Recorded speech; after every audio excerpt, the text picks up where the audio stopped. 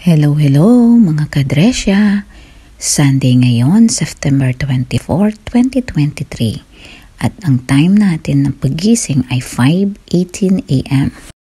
Ito yung oras ko sa cellphone pero paglabas ko ng kusina, 4:18 pa lang ng umaga. Bakit magkaiba? Huminto ba ang aming orasan?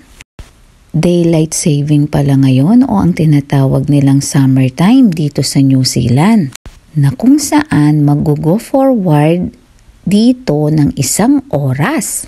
Nangyayari ito during spring season o yung panahon ng tagsibol dito sa New Zealand. Matagal ang liwanag kapag ganito dahil maagang sumisikat yung araw at gabi na may araw pa rin.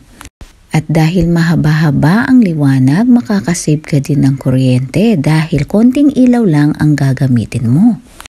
At mas magagamit mo ang oras mo dahil marami ka pang pwedeng gawin tulad ng outdoor activities dahil nga gabi na, maliwanag pa.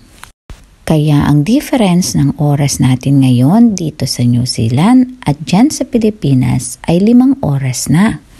Dati kasi 4 lang, nag-advance na nga kami ng 1 oras.